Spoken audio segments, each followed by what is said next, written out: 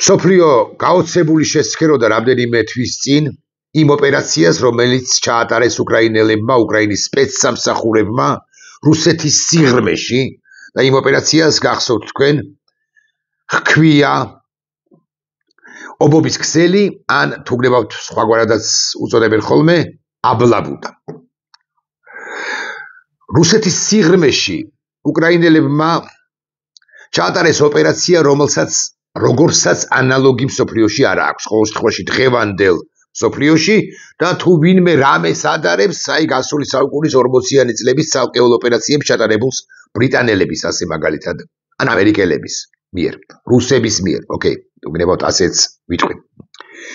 მაგრამ თავისი მასშტაბით და თავისი მნიშვნელობით უფრო არანაკლებია და სახელმძღვანელოებში, მომავალ სახელმძღვანელოებში მთელი მსოფლიოს მასშტაბით ოპერაციას, რომელსაც აკი გითხარით, ერქვა ობობის ქსელი ან აბლაბუდა, აუცილებლად შეიტანენ და პირები, რომლებიც მონაწილეობდნენ ამ ოპერაციაში, გაივლის დრო, გაივლის წლები და საჯაროდაც ილაპარაკებენ და ვინც ის საჯარო ლექციებსაც გამართავენ ამა თუ იმ მნიშვნელოვან მსოფლიო უნივერსიტეტში.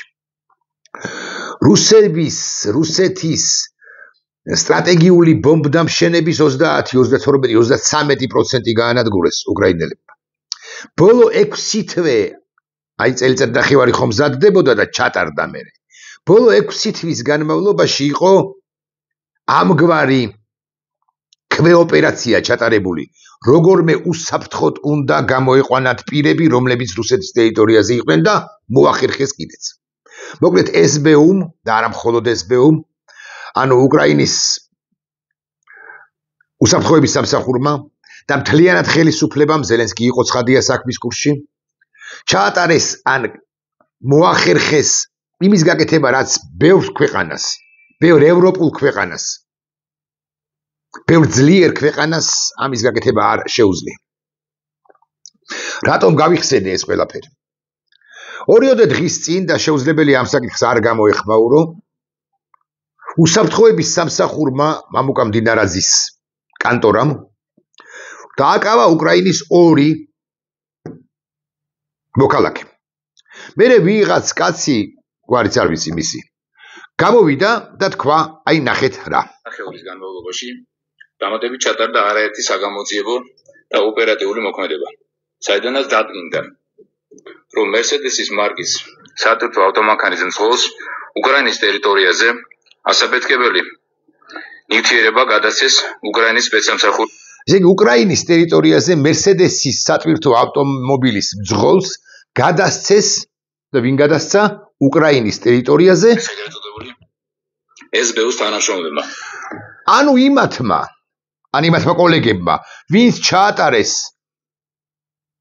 ოპერაცია სახელწოდებით ობობის ქსელი ან აბლაბუდა, იმათმა კოლეგებმა ვიღაც მძღოლს, რომელიც მერსედესის მარკის სატვირთო მანქანით მოძრაობს, რომელსაც ესე პირდაპირ საქართველოს შემოსვლა ცხადია არ შეუძლია, უნდა 2-3 ქვეყანა მაინც გაიაროს, გადასცეს რაღაც ასაფეთქებელი ნივთიერება, რომელიც ტროტილს შეიცავს. რაც ერთ-ერთი დაკავებული ჩვენებითაც დასტურდება და უთხრეს, რომ მას ეს ნივთიერება საქართველოს ტერიტორიაზე უნდა ჩამოეტანა და მათ მიერ მითითებულ კონკრეტული პირის გადაეცა.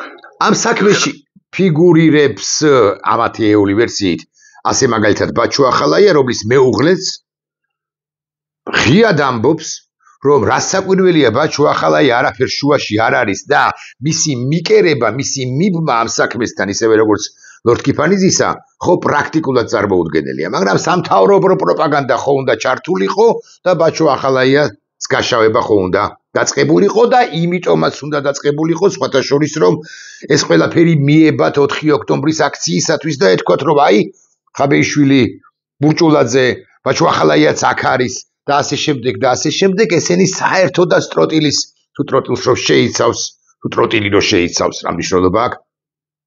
ისეთი ნივთიერების გამოყენებას აპირებდნენ თუ აპირებენ 4 ოქტომბრის აქციაზე, აი როგორი მავნეები, როგორი ანტისახელმწიფოებრივი პირები არიან ესენი ოღონდ.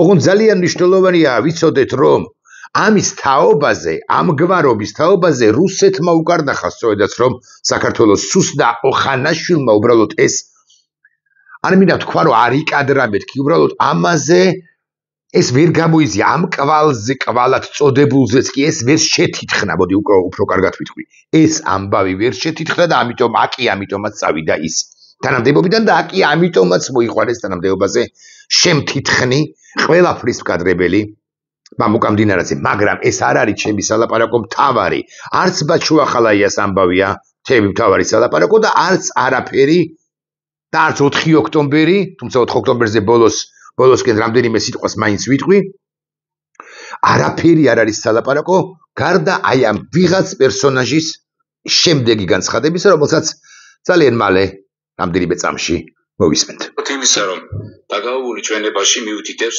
ასაფეთქებელი ნივთიერების საბოლოო დანიშნულების შესახებ რომ ის უნდა ჩასულიყო რუსეთის ფედერაციაში და მისი თქმით უნდა მოწყობილიყო ეგრეთ წოდებული პაუტინა 2 ოპა ერთი წუთი პაუტინა 2 ანუ ის რაც უკრაინელებმა გააკეთეს რამდენიმე თვის წინ როდესაც რუსეთის ტერიტორიაზე ააფეთქეს რუსეთისთვის მნიშვნელოვანი სამხედრო ობიექტები და გაანადგურეს ბომბდამშენების დაახლოებით 30% ამისთვის საქართველოში იყო ჩამოტანილი ტროტილის შემცველი რაღაც ნივთიერება ამათეული ვერსიით თურმე გამოჩნდა რომ SBU იმდენად უჭკუოა SBU რომელმაც პაუტინა ჩაატარა პაუტინა 1 SBU ისეთი უჭკუოა რომ საქართველოს გავლით მანამდე კიდე თურქეთის გავლით და მანამდე კიდე ბულგარეთის გავლით ესე შემოდის აი ამ შემოვლით იგზით რომ რუსეთში შეიტანოს რაღაც ნივთიერება და აი მდინარაზე არის სოფლიო გამომძიებელთა და უსაფრთხოების დამცველთა შორის ყველაზე მაგარი და მან აღმოაჩინა მაგრამ ოკეი წავყვეთ ამ ვერსიას როგორი იყო ან რა იყო პაუტინა თუ ეს ვერსია სწორია პაუტინა რა იყო მე მინდა ვკითხო თითოეულ თქვენგანს გობობის ქსელი რა იყო ეს აბლაბუდა რა იყო ის იყო თუ არა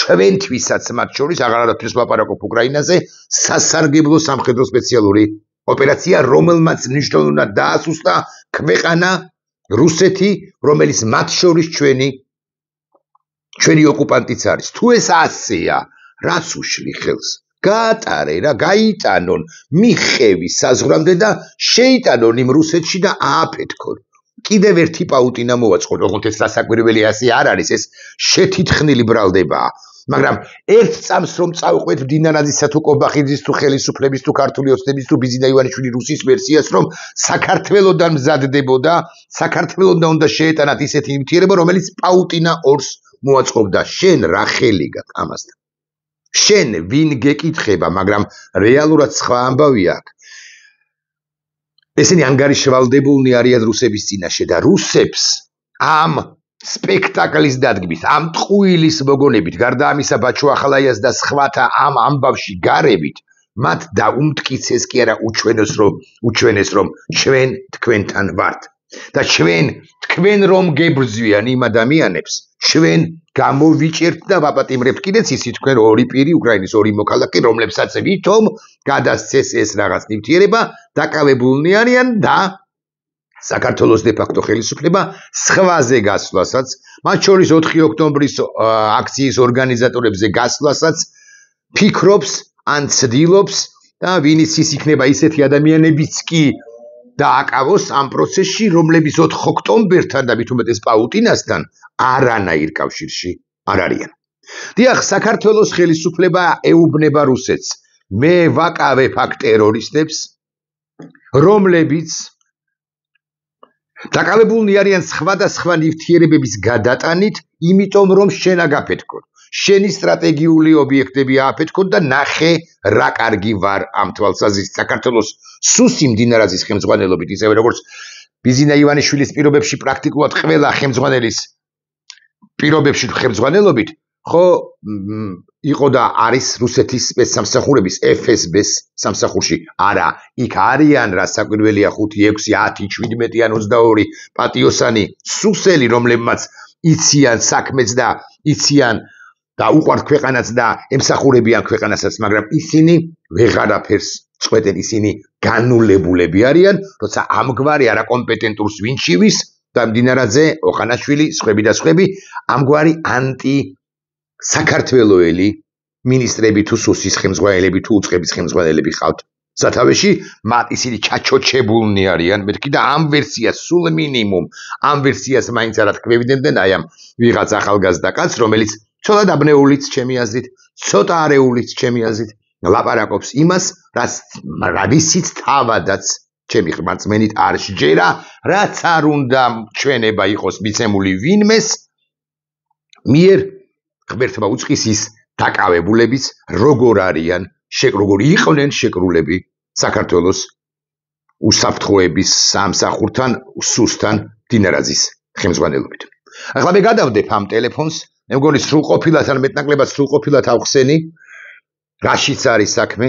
მე მგონია რომ როდესაც საქართველოს ღიად ვამბობ ამას ყოველგვარი მოკიბის გარეშე, თუ ჩვენ ვიცით რომ საქართველოს არის გამტარი, ეს ხო ესე არ არის, მაგრამ თუ ემანდ მევცდები და საქართველოს არის გამტარი რაღაცა ისეთი ნივთიერებისა, რომელიც რუსეთში ააფეთქებს, რომელიც რუსეთში გამოყენებული იქნება იმისთვის, რომ კრემლი ააფეთქოს, აი ხა ვუტრირებ ცხადია, ხო?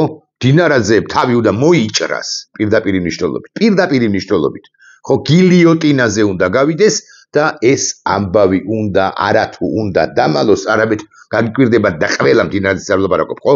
ყველამ ვინც ამისთან ამასთან დაკავშირებით შეიძლება იყოს საქმის კურსში საქართველოში, უნდა დაიმალოს, სირაქლემასავით უნდა ჩარგოს, არაფერი მესმის, არაფერი ვიცი, ეს იერი უნდა მიიღოს და გაატაროს. გაატაროს ყველა, იმიტომ რომ რუსეთი ტერორისტული ქვეყანაა და რუსეთში კრემლის აფეთქება ვუტრირებ, ცხადია, რუსეთში სტრატეგიული ბომბდამშენების ან სტრატეგიული ობიექტების აფეთქება ნებისმიერი შედის ჩვენი უკრაინელების მიერ შედის ჩვენს ინტერესებში.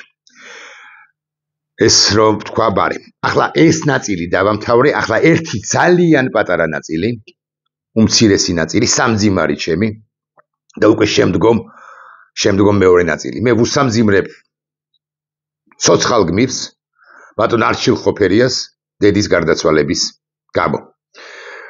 და ბატონ არჩილ, ჩემი პატივისცემა თქვენს ოჯახს, თქვენს აცგარდაცვლილ დედას და ჩემი ისე როგორც ქართველობის გული გეკუთვნით თქვენ. ეხლა ეს ნაწილის ეს თავის ჩავხუროთ თქვენის ნებართვით და ვისაუბროთ ერთ ფრიად საინტერესო საკითხზე.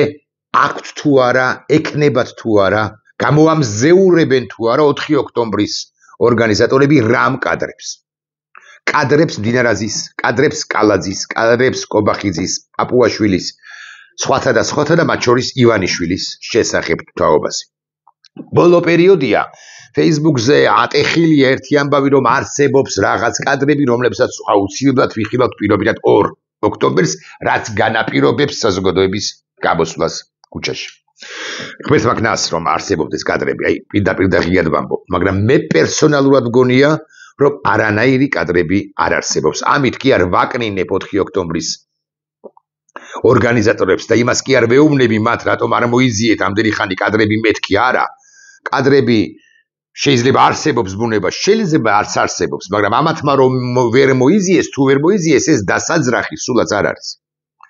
მაგრამ ერთ წამს წარმოვიდგინოთ, რომ მე ვცდები. ანუ რამ კადრები, რაღაცა შინაარსის კადრები, რაღაცა შიგთავსის კადრები მართლაც არსებობს, ჩავთვალოთ ასე.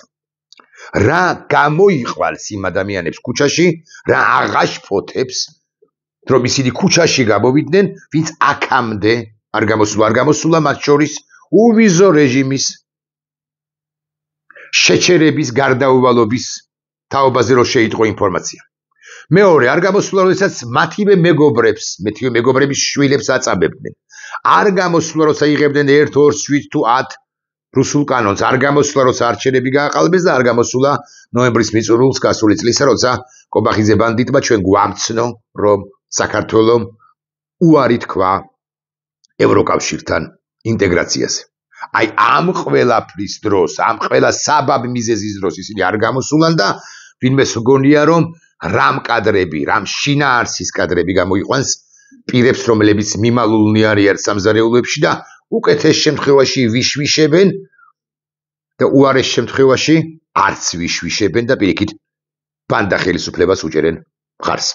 მოგეთ იმის თქმა მინდა, რომ არჩევანი უკვე ყველას პრაქტიკულად ყველას გაკეთებული აქვს. შეიძლება ეხა 12,000 კაცი მიემატოს გაბომსვლელთა რაოდენობას რამ კადრების გამოქვეყნების შემთხვევაში, მაგრამ არსებითად ეს 12000 კაცი არაფერს შეცვლის მეთქი, განაცუდია, განაცოტაა, მაგრამ მაინც. მაგრამ, ოკეი, თქვათ, დავუშვათ და კადრები არსებობს.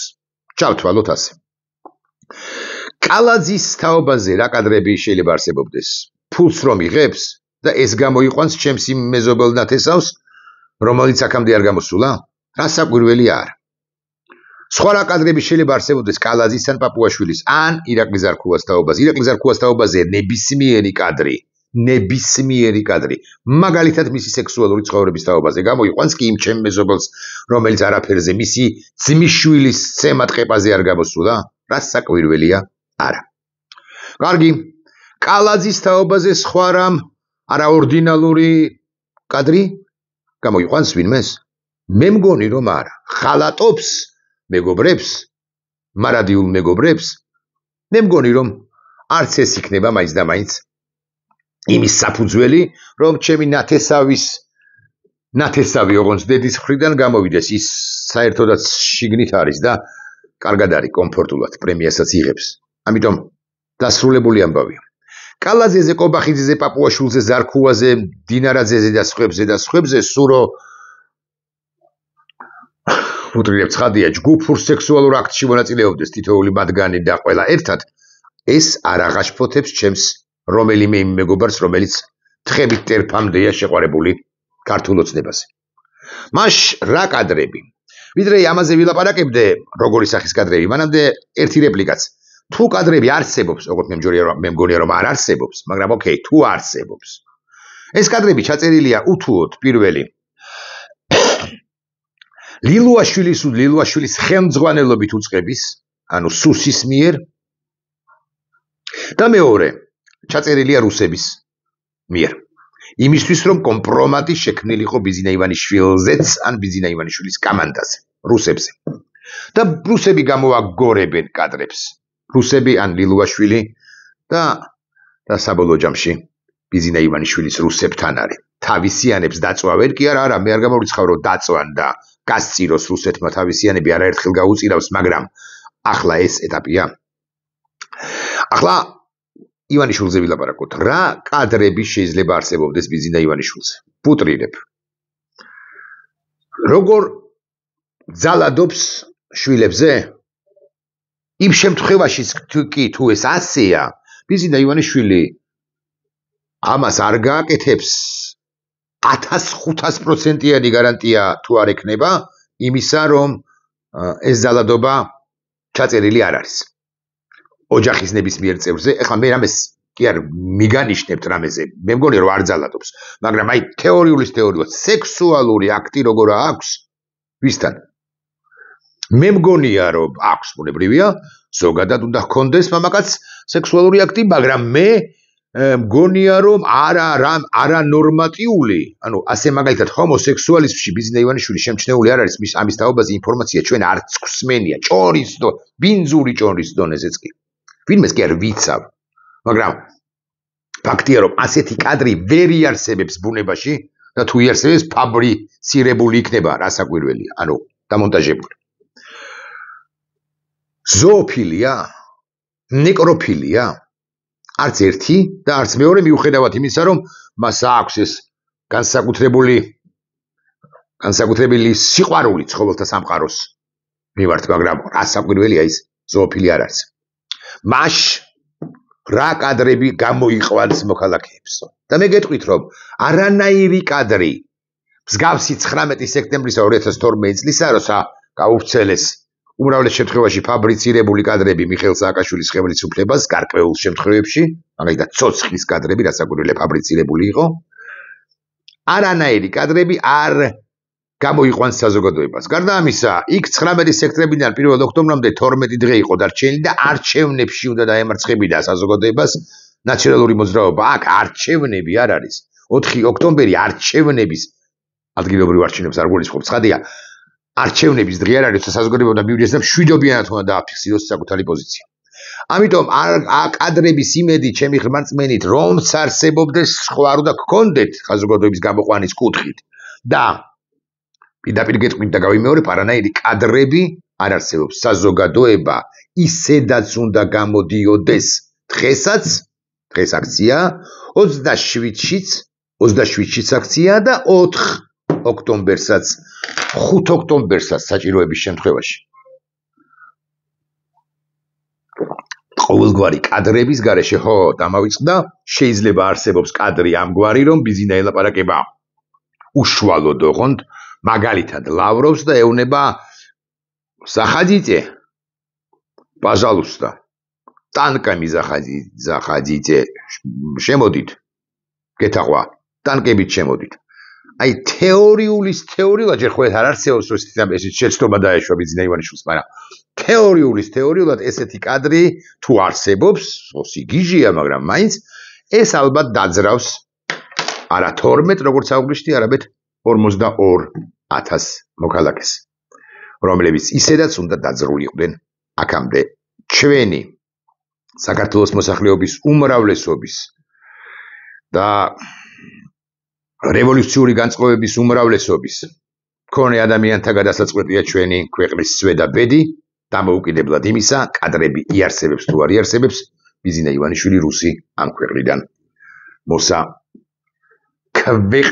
მოსა შორებელია